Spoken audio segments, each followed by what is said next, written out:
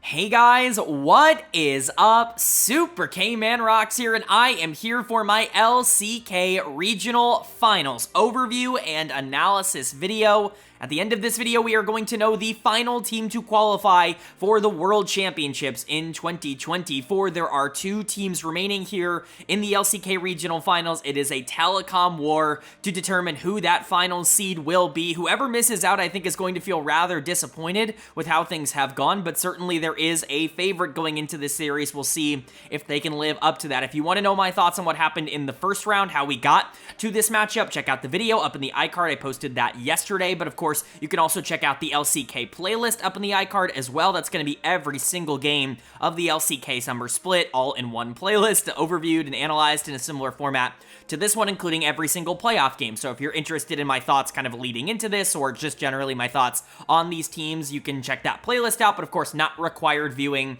at all. Today, if you are new here, what we are going to do is go game by game, talking about the advantages and the disadvantages that each team was able to generate. I'll be giving a player of the game and a dud of the game for each individual game that we cover, and of course at the end of the series I will be giving a player of the series to tie everything into a nice neat little bow. Nothing left to preview at the end of this video. Not only is this going to be the final video before we start getting into some international tournaments like Worlds, like America's Challengers, but you know, we're gonna know every single team that has qualified for Worlds at the end of this video, so nothing to preview. I'll be doing a ton of Worlds coverage on its own before that tournament ends up starting, but you're gonna have to wait at least a couple of days for that to start up, just because I want to make sure I start watching tape as soon as this series is over. So very excited to get into it. I hope you guys are as well. I usually don't ask for this at the beginning of these kinds of videos, but since this is the final domestic video I will be posting, at least in terms of coverage in 2024, it really would mean a lot to me if you guys hit that like button, especially if you've been watching for a while. But I don't want to preach to you guys before you've even seen the content. Let's just get right into it. There is a lot to talk about when it comes to this series. The winner is going to Worlds. The loser has their year ended. There could not be more on the line for these two teams. It is literally do or die, a telecom war matchup between the number 3 seeded T1 and the number 5 seeded KT Rolster. T1, of course, coming into this having just lost to D+ Kia in a 5-game series to get that number 3 seed. They weren't able to do that. They were pretty big favorites going into that. DK had just not been able to beat T1 in a best of for quite a long time. It had felt like a curse. A lot of people were talking about it, and so for DK to be able to overcome that and get the number 3 seed at Worlds, I'm sure that they are very excited about that. But T1 certainly showed a lot of flaws in that series, not only just because, you know, they probably shouldn't be losing to a team like D+ Kia, but also because, quite frankly, that series was incredibly sloppy from both teams, and if T1 had even been playing at half of their power level, they'd probably win that series very easily, but both teams end up really underperforming, and T1 is the one who underperforms more, which is why they are in this position now. They're going up against KT Rolster as well, who is a team that I think you have to talk about in a positive light after their series against Fearax. I think it's weird. It's hard to get a read on KT Rolster because on any given day, as I've said 100 times over on this channel at this point, they can be the best team in the league or they can be the worst team in the league. You just don't really know which version of KT you're going to be getting. The only positive, the only thing that I can feel comfortable about is there is a lot of reason to believe that a lot of players on this team are going to lock in when they feel like it matters more. Players like Pioshik and Barrel have often been able to step up and be very important to their teams when they need them the most, whether that's in the playoffs or, you know, of course at Worlds as former world champions. Deft is obviously a very clutch player as well, so you have to imagine that KT is at the very least going to be motivated for this series, but do they have enough talent to take down T1? Well, the last time we saw this matchup, it didn't necessarily feel like KT was off their game. It didn't feel like they were horrible in that round 1 matchup in the Summer Split playoffs, and yet T1 was able to walk out with a pretty comfortable win. I think that's definitely the expectation for a lot of people going into this. I think matchup-wise, most of the matchups end up favoring T1. I think really going down the line, the only one, at least in terms of current form, that I think is favoring KT Rolster is mid lane. I think BDD has just been better than Faker over the course of the Summer Split. You know, Faker's really not been locked in ever since MSI. I don't know what the problem is. I don't know if it's mental. I don't know if it's physical with the wrist injury. Like, I don't know what the issue is, but Faker has not been Faker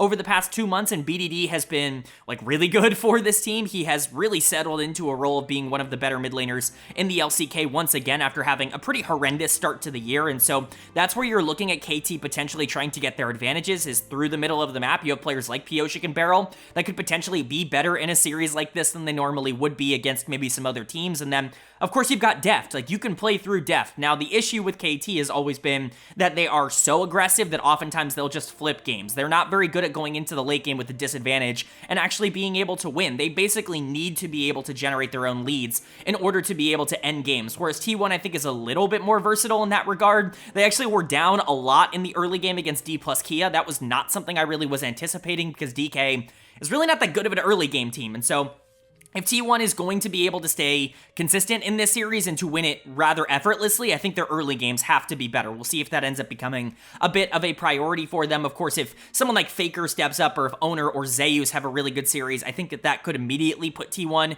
in a pretty favorable position. But if we're getting the same kinds of performances that we got in round one from both of these teams, like, KT looked better in round one. Fearx didn't play horrible, and yet KT absolutely obliterated them. They swept them in 3 games. And so, we'll see. I think it's possible for either team to win here. KT, like I said, can win or lose any series on any given day. It's just hard to imagine a world in which T1's not favorites to go to Worlds. And it would be poetic either way, as I talked about at the end of my previous video, whether T1 is able to just barely sneak into Worlds to try to defend their title, or if KT is the one to end T1's season in the Telecom War. Like, both are very poetic ends, and so it's going to be fun no matter what, but the only way to know what ends up happening in this series is, of course, to go game by game, and that means starting with game number 1. So let's get right into it. The winner of game number 1 was T1. They are going to take game number 1. They're going to go up in this series 1-0, and this is the kind of start you needed to see from a team like T1. You wanted to see them come out and just kind of be the better of these two teams to be able to draft what is honestly not that dangerous of a comp.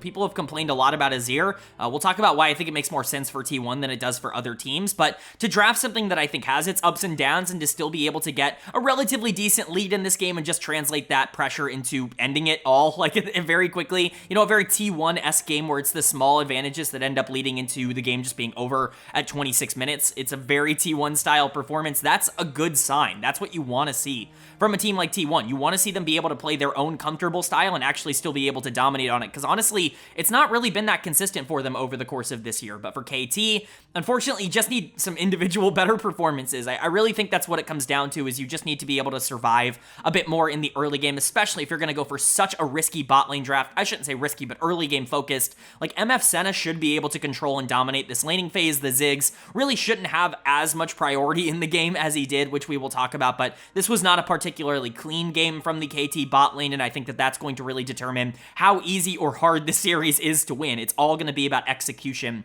from the KT side. But for T1, player of the game is pretty obviously going to go to Gumayusi. He's gotten so many of these for T1 over the course of this year. I will continue to really defend him. I think this is maybe the best year of his career, and I think that's a weird thing to say because T1 is struggling in a lot of different areas, but it's actually really been up to him to carry a lot of these games for the team. Not carry a lot of games for this team. He has been on every champion known to man. He has been playing hyper carries, obviously, as he is one to do. He's been playing more passive, like early game AD carries, things like the Ashe or the Jhin, which obviously are very good right now.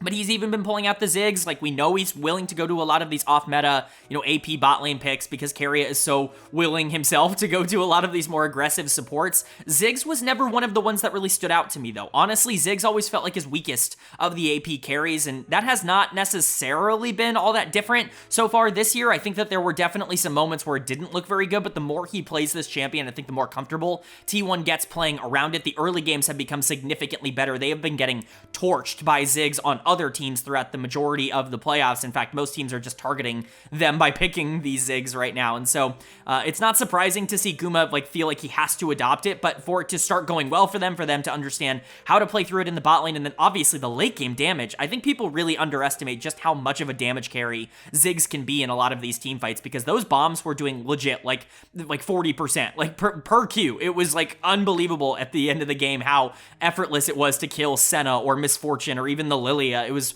really ridiculous. Gumayusi was just doing so much damage. It was pretty insane. So credit to him. I thought he had a good game here. We'll talk about the Azir in the mid lane. People are really low on Azir right now, and I understand why. I think the champion is a lot lower damage than he kind of should be. I think his early laning phase has definitely gotten worse, which was the intention when they were nerfing him. Generally speaking, when Azir is at his strongest, he is the type of champion that can poke you out in the early game and can control kind of the push and the flow, but doesn't really have a lot of this all-in potential until you start getting, 2 items in, and then he has enough burst or enough DPS, depending on how you want to build him, to like completely take over the game. He's just not in the position right now where he can control that laning phase, where he can poke out and like actively sustain in lane harder than his opponent, especially if you're going to pick something like a Yone. And so I understand the negative, connotation and feelings towards Azir, but you have plenty of options on this team to be a damage carry in the early game. Things like, Skarner Vayne are very dangerous to try to play through early. Ziggs is obviously something that you want to put a lot of attention to in the early game, and so having something like an Azir that's a little bit more of a win con in the late game, I think makes a lot of sense here. And generally, Faker has looked better on Azir than a lot of the other champions that he's played. I think it's just comfort at this point, and even if Azir's not the strongest in the world, T1, one of the few teams that I think it's acceptable to see Azir in regularly. I think Keria continues to look very good when Gumayusi looks good. When this bot lane wins, they look incredible. Zeus and Owner were fine here as well. The Vayne is very risky. It's very aggressive. I understand maybe, wanting to try to get that tempo in game 1, and Zeus has been more than willing to try to pick up these more aggressive things, but KT not drafting top lane counter pick is crazy. Like, saving Senna for R5, I think, is pretty insane, and I think they were punished pretty heavily for it. So overall, I think that T1 played really well, especially the bot lane. I think Guma played excellently, and I think the Ziggs is a real problem. We'll see what the adaptation is for KT coming over to blue side. I could see this being a B1 pick if it's not banned. And then for KT, at least with how they played here in game number 1, bot lane just simply has to be better. That's all it really boils down to. Deft and Beryl were not as good as Gumayusi and Keria in game number 1, and that is going to be a big determining factor. Beryl's going to get dud of the game for me. I felt like he was a little bit more egregious in terms of how he ended up playing. Just some of the times he got caught out, completely unnecessary. Again, it's just a Beryl performance. You have to live with this. This is who he is as a player, where he's just going to die randomly in a side lane for no reason, and it's just kind of how you have to play with him. But Deft needs to be better at being able to capitalize on these early game advantages if you're going to save R5 for support, and if you're going to try to play into Ziggs Poppy, you have to be able to win that laning phase with MF plus Senna, and it just didn't happen. If you're going to get so far behind, there really is no way to salvage that game. Both Deft and Beryl have to be better going into game 2. Also, if you're on red side, why are you not saving counterpick for top lane? Like, it's just the meta right now. Like, I hate to say it, it really is that simple. There really is nothing else that is even remotely worth it in the same way that, like, topside is worth it. There are so many different ways that you can win multiple other lanes. You can draft Senna on R4 and give them the chance to quote-unquote counterpick their own support. You're still going to have a lot of pressure in the early game, or at least you should with Misfortune Senna. There aren't really a lot of, like, easy, no-brainer counters that just completely shut off the game as there are in the top lane. You open up the world here where T1 can pick Vayne on B4, and then all of a sudden things become a lot easier. And so I just think I feel bad for Perfect. There really isn't a lot that he can do on Cassante in this game because the Vayne just shuts him down in the early laning phase, and by the time he's relevant, the game is over. BDD and Pioshik were there. They were along for the ride. I guess BDD was actually pretty good in this game on the Yone, just not really a lot that he could do. Overall, KT had some positives, some negatives, but the bot lane is going to be the key. If we're going to look at what could potentially get KT back in this series, a good performance from Deft or Beryl is definitely going to do that. But for T1, you just got to keep your foot on the gas. If you can continue to be a team that's focusing on early game priority, then I think you're going to do pretty well in this series. But obviously, going up 2-0 would be massive. It would put KT at a pretty gigantic disadvantage. KT, if they want to stay alive in this series, likely has to win this game number 2 so they don't have to win 3 in a row against T1. But only one team can take it. Who is going to take this second game? Is it going to be tied up at 1-1? Is it going to be a 2-0 series lead? Well, the winner of game number 2 was KT Rolster. They are going to take game number 2. They're going to tie up the series here at 1 apiece, and this is definitely the bounce back that you were looking for after that game number 1. You wanted to see them be able to come out and beat T1, and I know that feels like such an obvious thing to say, like obviously you needed to win game 2, but you can't just win it. Like, I think you have to prove that you can beat T1 even when they are, trying to play. I don't think T1 was particularly good in this game, and KT really walked away with a decisive victory, which is a really, really good sign for them moving forward. But unfortunately, it is more of the same for T1, at least in comparison to the DK series, where things were already going really wrong for them in terms of just some of their macro decisions, their out of game, like non-mechanical mechanical decisions. It just isn't really working right now. I don't really know what the issue is. I wouldn't expect T1 to continue to be a team with really bad decision making, but right now, like, what is this draft? What were some of the plays that were made? Even some of the mechanical, like, micro plays in this game were absolutely horrible. You know, pretty famously, Carry is getting called out for this game, which we will definitely talk about, but let's start with KT Rolster. We always start with the winning side. Player of the game is going to go to BDD in the mid lane. We talked about this in the preview. If there was a lane that I think actually could be in favor of KT in terms of current form, mid lane was that lane. BDD has been exceptional over the past 2 months, and I think that that very much has carried into the regional qualifiers here. He was great against FearX. He's been pretty good, I would say, so far to start this series. This is a very integral game 2 for him to have, but the Yone looks incredible. I know that we were talking about it a bit in the previous series. I love this Yone pick for KT. I think it opens up so many of their options. It allows them to play through BDD in the back half of the game, but it doesn't put this onus where he has to be this singular hyper carry like a Zeri or a Smolder would end up being in a similar instance. Obviously, Smolder ending up banned in this one, but Yone, I think, just offers a lot more of what KT actually wants out of a comp, and I think it really helps them play around the middle of the map in the early game as well. So really like this pick for KT. I think it just rounds out their playstyle as well, and then BDD is obviously very good at the champion. He has proven that. He is one of the best Yones in the world, and he had another absolute banger here. If he's going to be able to keep up this kind of tempo and momentum, it's going to be a scary series for T1, because BDD, you know, it has the real possibility and probability of potentially being the best player on the Rift at any given moment. He is that good, and he is in that kind of form right now. I do want to give a big shout out to Beryl as well, though. Big support gap in this game, which we will obviously talk about, but Beryl was excellent on the rel. They needed a nice bounce back from him. I think getting him on engagers, again, just putting him more so in the comfort zone. He's good on enchanters. He's always been a pretty versatile player in terms of when he's actually locked in and trying to play, but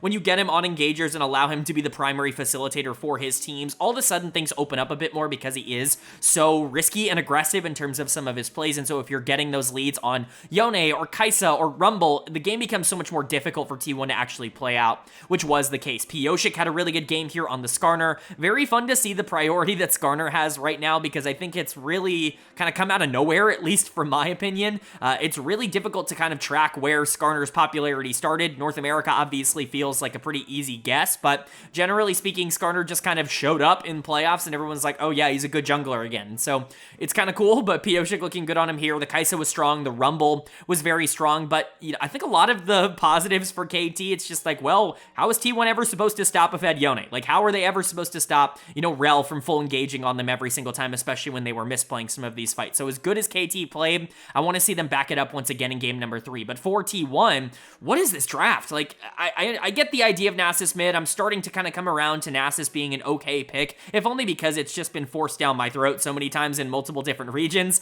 At this point, at some point, I have to try and consider the fact that Nasus becomes unkillable and also has free damage in the back half of the game, but getting there is still a problem. And where exactly is your, like, hyper carry damage? If you're relying on Nasus to be your number 1 option, I think you've built your comp, like, pretty wrong, in my opinion. You've got Ornn, you've got Vi, you've got Ziggs. None of these are number 1 options, even if Guma was doing number 1 type of damage with the Ziggs in the previous game. I just don't think that that is a reliable option, and it ended up coming down to the fact that they couldn't kill anybody. They could never actually capitalize on any sort of 5v5, regardless of how quote-unquote tanky they are. I just think this is a very weird draft that I personally wouldn't be going towards. Dead of the game, though, come on, it's got to go to carry. I mean, obviously, these plays were pretty horrendous. A lot of the ultimates coming out from the Bard, not ideal. Pulling out your own world skin and then performing like this is not perfect in game number 2. The only positive I can say is that Bard is a very volatile champion, and that oftentimes you're just going to have some bad performances on him, regardless of how good you are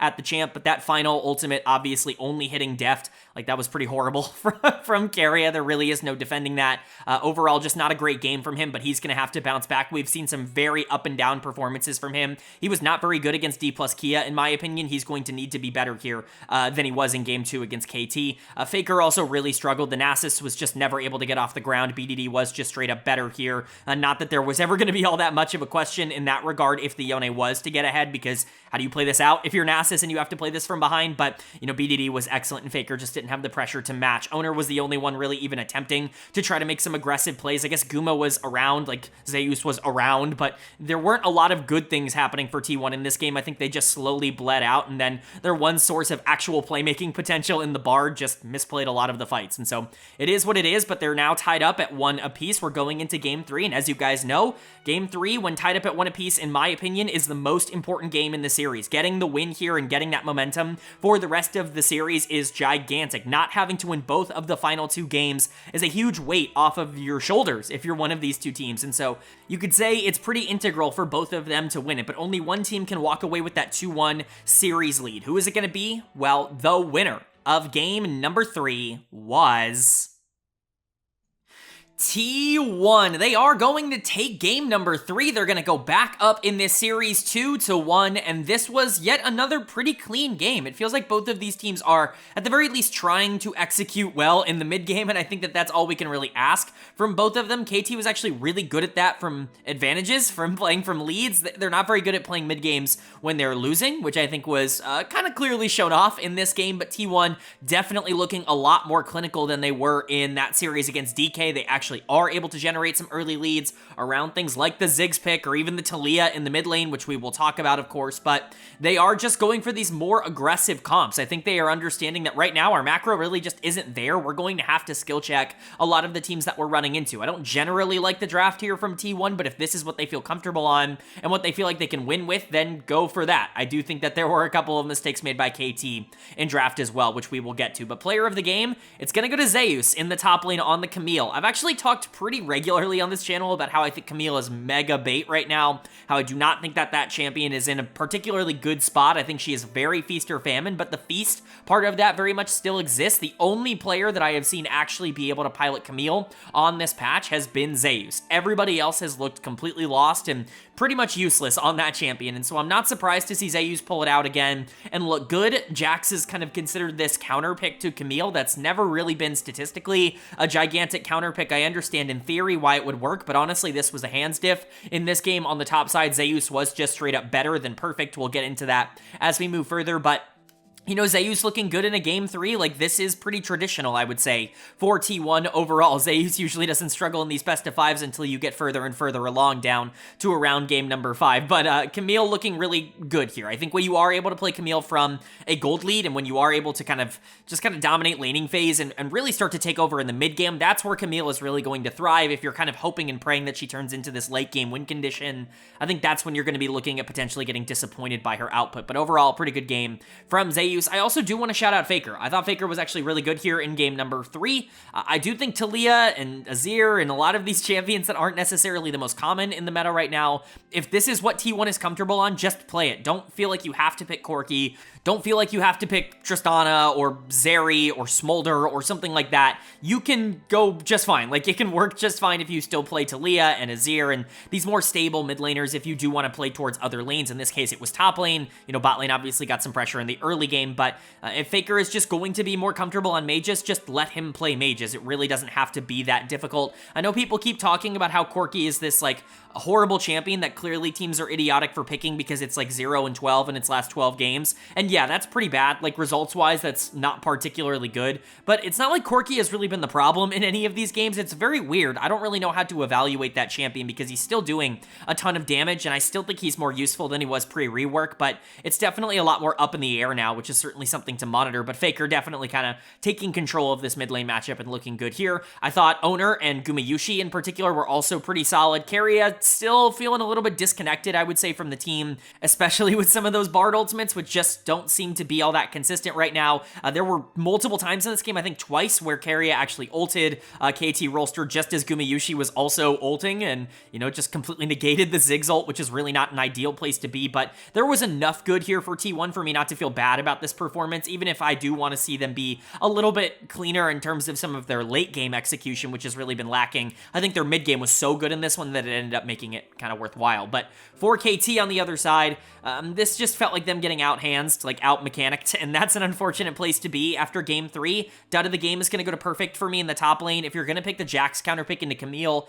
like the reason Jax is a quote-unquote counterpick to Camille as far as I'm aware, I'm not a top lane player as a reminder, but as far as I'm aware, the reason that this is considered a counterpick is because Jax has enough tools in his arsenal to be able to kind of shut down a lot of the aggressive plays that Camille wants to make, and Jax just naturally will scale easier into the late game. But if you lose early, then all of that just goes away, and Perfect was just not good enough in this game.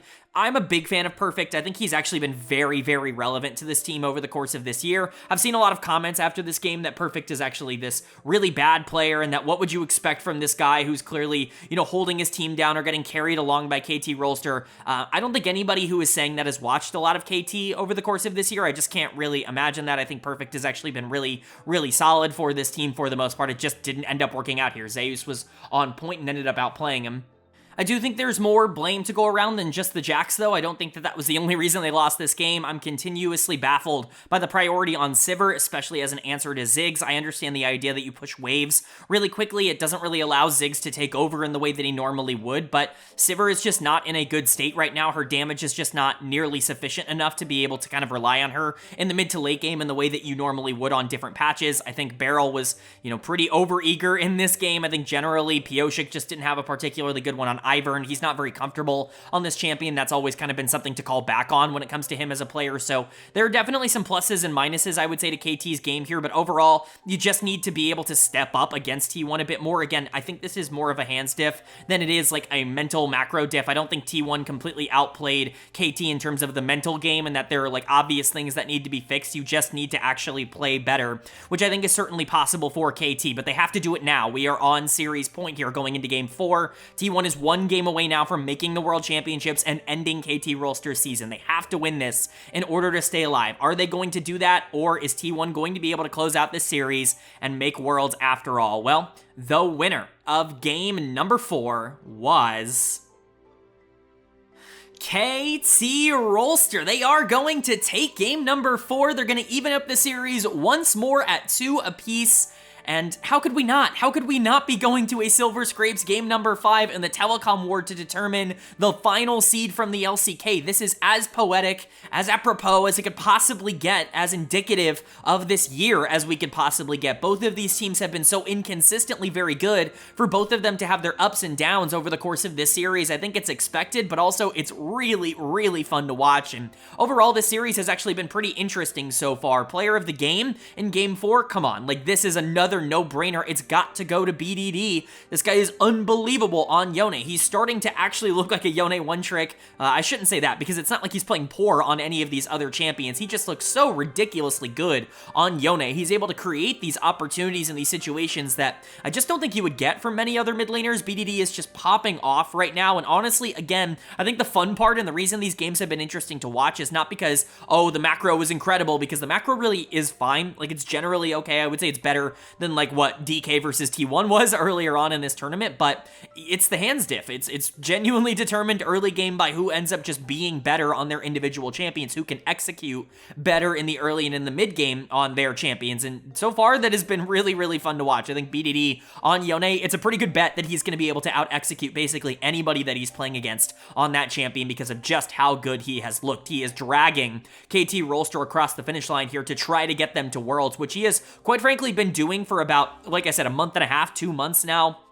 Deft and Beryl really were disappointing down the stretch of the regular season. Pyosik really has not shown up in summer at all. Perfect, I think, has been really solid on the top side, but top lane just feels relatively ineffectual right now unless you are just, like, completely popping off and so brokenly strong that you can completely take over games. You know what I mean? Like, there are worlds and universes in which top lane can be relevant, but BDD has needed to kind of be the guy for KT for a little while, and now that he's finally getting support from the rest of his team as well as popping off, that is gigantic, and that really turns KT into into a gigantic threat.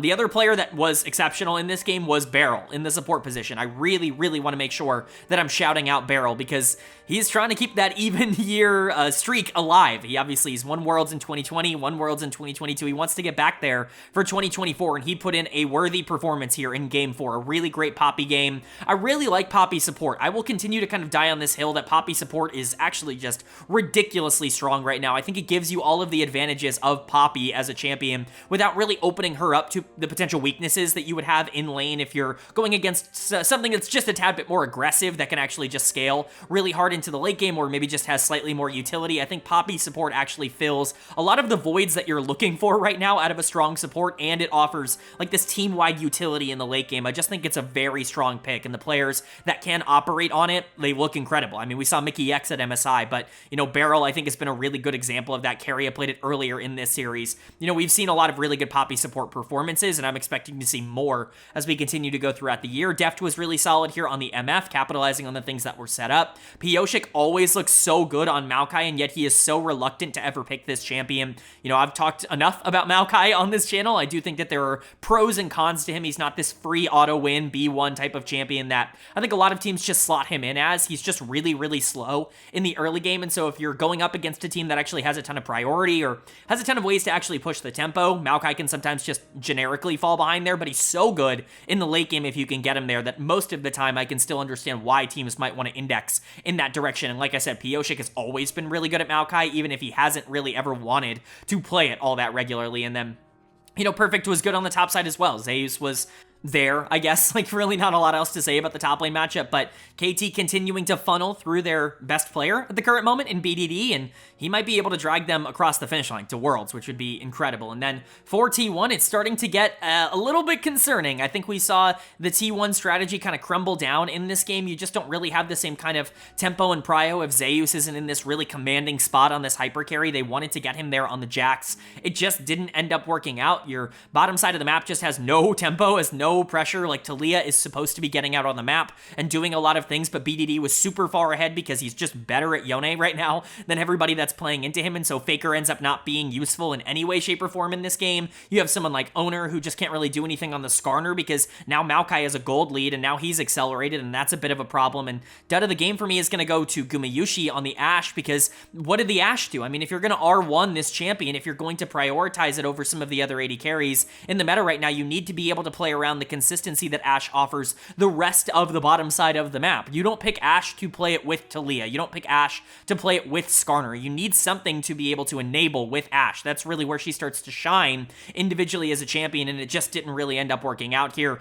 I love Ashe as a pick. I love her as a champion right now. I think that she's very strong, and she actually offers a ton. I just don't think that you should be playing her with a lot of these other more supportive carries in some of these other roles. If your goal here is to get Talia or Ashe super fed, then I think you've kind of misjudged how you want to play out some of these drafts. And I think these more low damage comps, like this is a low damage comp. Like, I understand the idea that Azir plus Jhin is considered by a lot of people to be low damage, but imagine if that Azir was a Talia. It's like, okay, well, yeah, now all of a sudden that conversation becomes a lot more real. And now imagine if your jungler is a Skarner, and now it's like, okay, well, what are we doing here? Like, where are we going with this? You're just relying so much on the Jax, and I just don't really like it. Once again, I think there are things that T1 could have done in this game that actually make it easier for them. I think Owner and Faker really outplayed some skirmishes. I don't think Keria was useful at all. Zeus needed to get fed and just couldn't in the top lane matchup, but overall, I think T1 put themselves in a pretty big deficit, and now, from being one game away from going to Worlds, they are one game away from having their season ended as well.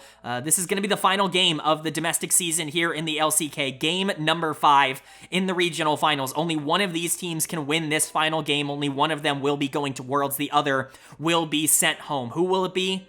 Well, the winner of game number 5 was T1. They are going to take game number 5. They are going to take this series 3-2, and they will avoid disaster by qualifying for the 2024 World Championships. They will get a chance to defend their title, to defend their trophy, and unfortunately that is at the expense of their rivals in KT Rolster. They gave it a real great shot in this series. This was the closest game of the series. I would argue it still wasn't particularly close, but KT actually did have some fun things going for them in the early game. I just think that their draft is not something that I would have gone towards. I think this is basically an amalgamation of everything that I've basically begged teams not to pick, with the exception of the Sejuani and the Misfortune over the past couple of weeks. LeBlanc plus Camille as your solo lane duo, yeah, you deserve to lose this game number 5. I'm sorry, it really is that simple. These champions are just way too feast or famine. I don't like this draft at all. And T1, I thought, had a really good draft. Yone on B1 to take it away from BDD, and also Zeus is one of the best Yone players in the world. You go for something consistent like Jhin and Leona down in the bot lane that can really survive almost any situation. You've got the Lilia in the jungle that I think is pretty good right now, and you even were able to end the losing streak on Corki with a pretty decent game here from Faker. So all things considered, I think this was a pretty good game from T1. There still are a lot of lingering concerns. It wasn't exactly what we were hoping for in terms of domination or them coming out and looking like a team that clearly deserves to be considered a lot higher than they are right now. They looked like the number 4 seed from the LCK, you know, that they looked okay, but there are definitely a lot of things they still need to improve upon going to that tournament. But at least here in game number 5, you've got to give a lot of credit to my player of the game and my player of the series as a whole, which is going to Zeus here in the top lane. You know, BDD almost got my player of the series. I'm going to be entirely frank with you. We'll talk about him even on a champion like LeBlanc that I think is just perma useless right now. He was still really good in this game and still actively tried to win it for KT, but T1 just had a little bit more on their side, and Zeus was excellent here. Got so many resources pumped into him by the enemy team. There were so many times where KT just clearly made it their mission to make sure that this Yone wasn't comfortable, and yet somehow, some way in these late game team fights, he still is by far the most influential player on the game. You have to give a lot of credit to Zeus for that. It's not easy being as good as he was in this game in the position that he was in, so really, really big credit to him, and he is a player that we've criticized his game 5s in the past. We've criticized his ability to play late in these series, and we've talked about potentially him just getting burnt out playing for 5 straight hours or things like that. But when you have a performance like this on the Yone in a pretty pivotal game number 5, it's just a really, really good sign heading into Worlds, even if I do think the rest of this team needs to start stepping up. Zeus has actually been really good over this playoff run for them, which I guess isn't entirely surprising. He has traditionally been very good domestically in these important games. And then I also want to give a shout out to Gumayushi. I don't think he was very good in their losses. I still think that he has a lot that he needs to clean up, but when this team is winning, he does relatively well. He was 1v9 for a lot of this split in summer. He was really tasked with a lot of, I guess, the weight, the responsibility for T1 throughout summer, and he has come up with it for the most part. I still think he's not necessarily on the same level as like the best AD carries in the world, like the top of the elite, you know what I mean? Like that S tier of AD carries, but I think he is very clearly in that next tier down, and maybe even at the top of that next tier down. This is somebody who's borderline going to be a top 10 player in the world really at any given moment, and he continued to prove that here. Keria was fine. Again, I still didn't love the Bard games, but those are going to stick in my head a lot longer than maybe any of the other games if the meta, like is kind of predicted, maybe shifts more towards range supports and less towards, you know, Alistar, Leona, Rel every single game, that kind of stuff. Then I do think that very much benefits Keria. I don't think he's quite as good on the engagers, even if he still is pretty okay, but we'll see what ends up happening going to Worlds. And then, you know, Owner and Faker were fine, I think, generally. Faker was honestly pretty good in this series. I think he's going to get a lot more hate than maybe he deserves for the gameplay that he had, or at least from what I've seen. I'm not nearly as negative on his series as other people are, but Owner, I do think, has a lot that he needs to clean up. He's just not really all that consequential towards T1's success right now, and that's going to be a bit of a problem in a meta that really is dictated quite a bit by jungle. But overall, T1 won, and that's all that really matters, is that they didn't lose, that they are going to Worlds, and that they are going to have a chance to figure out their problems. They almost always level up going into that tournament, and so you have to imagine something similar will happen here. But for KT on the other side, this has to feel a bit like heartbreak, especially with how well BDD played today. He was unbelievable here on the other side. I think if he was on any champion other than LeBlanc, I think you're probably looking at a win here for KT, and I think that feels really bad. Maybe I'm just like way too low on LeBlanc. I don't think she is like entirely useless. Like, I don't think she does nothing.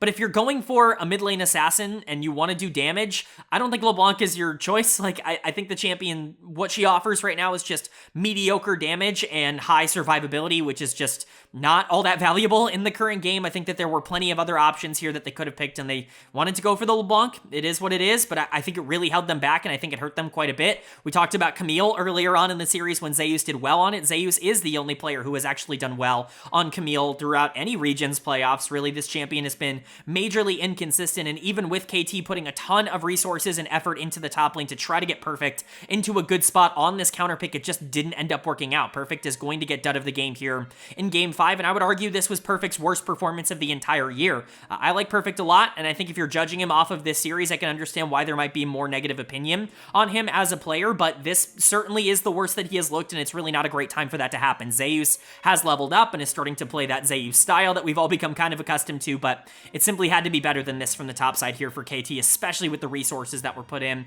I also think Deft wasn't particularly good in this series. I just don't think he did anything. Guma was definitely more involved on the other side, both for good and for bad for T1 throughout this series, but Deft, kind of irrelevant. Pioshika, that was fine on Sedge. Beryl was pretty good throughout a majority of this series, and BDD was kind of a god, trying to 1v9 a lot of these situations, but again, unfortunately for KT, they just dug themselves too big of a hole. I think if they had played a team like D plus Kia earlier on, like if they were a 3 or a 4 seed here, or if they got to play T1 for that number 3 seed, and then potentially like play DK here for this number 4 seed, like something could have changed. I certainly think that there is a world in which KT, would go to the World Championships in the form that they were in this tournament. The problem is they couldn't win a best of 5 in the playoffs in spring or in summer, and that just let them, really stew in that number 5 spot, and it put them in a bad position, and that caught up to them. Their inconsistencies caught up to them. There will be no miracle run for Deft and Beryl and Pioshik in 2024. KTRX, unfortunately, was a bit of a failure, and not to say that that was a good take by me, I just didn't really see the upside of this team, and it kind of played out that way, but